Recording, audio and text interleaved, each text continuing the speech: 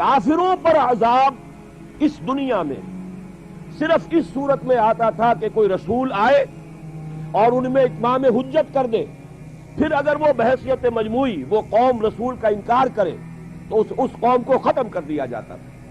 جیسے کہ حضرت نوح، حضرت ہود، حضرت صالح، حضرت شعیب، حضرت لوط اور آل فرعون، ان کا تذکرہ قرآن مجید میں سمجھتا ہوں کم سے کم 10 مرتبہ آیا۔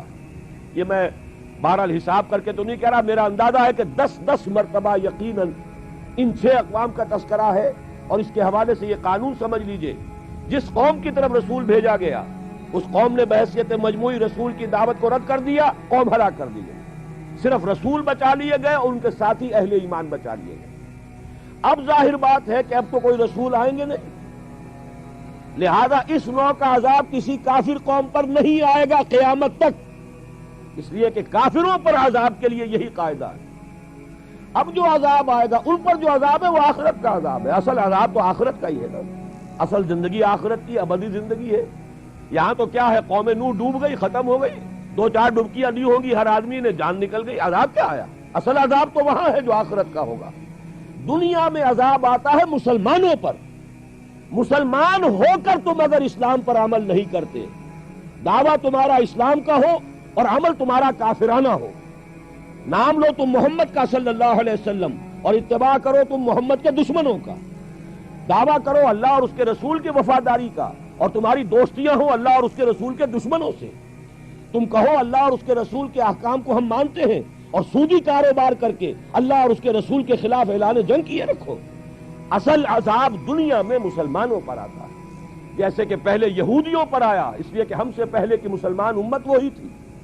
جب تک حضور صلی اللہ علیہ وسلم کی بعثت نہیں ہوئی وہی امت تھی، موسیٰ کے ماننے والے، تورات کے ماننے والے یہودی، یہ امت مسلمہ تھی، لیکن ان پر کیسے کیسے عذاب آئے۔ اگر آپ بھولے نہ ہو کہ یہ صدی کے وسط میں ہٹلر کے ہاتھوں 60 لاکھ یہودی قتل ہوا، یہ کون ہے؟ اللہ کو بھی مانتے ہیں، حضرت موسیٰ کو بھی مانتے ہیں، تورات کو بھی مانتے ہیں، وہ تو مدعی ہیں اللہ اور اس کے رسول کے ماننے والے، لیکن یہ کہ ان پر جو عذاب آئے وہ آپ کے سامنے ہے۔ اسی طرح کا عذاب ہم پر آ رہا ہے کہ تم نام لیتے ہو ہمارا اور عمل تمہارے خلاف ہے۔ لما تقولون ما لا تفعلون کبر مقتا عند اللہ ان تقولوا ما لا تفعلون، کیوں کہتے ہو جو کرتے نہیں ہو؟ اللہ کے غضب کو اور اللہ کے غیظ کو اور غصے کو بھڑکانے والی ہے یہ بات کہ تم کہو جو کرتے نہیں۔ یہ ہے اصل سبب، اصل مجرم ہم ہیں، ہم دوہرے مجرم ہیں۔ ان کا جرم ایک ہے، انہوں نے انکار کر دیا، چھٹی ہوئی۔ ہم ہیں کہ جو ہر روز کہتے ہیں ایاک نعبد و ایاک نستعین، اور پھر اس دن میں 50 مرتبہ اللہ کا حکم توڑ رہے ہیں۔ پوری زندگی ہماری گزر رہی ہے، 5 وقتہ نمازی زیادہ بڑا مجرم ہے اس وقت، اس لیے کہ وہ 23-24 مرتبہ، 25 مرتبہ، 27 مرتبہ دہراتا ہے ایاک نعبد و ایاک نستعین، اور پھر باہر نکل کر جو کام کرتا ہے وہ اس کے خلاف۔ یہ ہے اصل میں سبب، اور یہ جان لیجئے جو عذاب ہم پر آ رہا ہے اللہ کا وہ اس وجہ سے آ رہا ہے۔ ہمارا کام تو یہ تھا کہ ہم دین کے علمبردار ہیں، دین کا ایک نظام دنیا کے سامنے پیش کریں۔ ابھی بڑا اچھا لفظ استعمال کیا ہے توکل صاحب نے، ماڈل دو نا، ایک انفرادی ماڈل ہوتا ہے۔ حضور صلی اللہ علیہ وسلم اپنی ذات میں ماڈل تھے، لقد کان لکم فی رسول اللہ اسوۃ حسنہ، لیکن حضور نے صرف ذاتی اور انفرادی ماڈل نہیں دیا،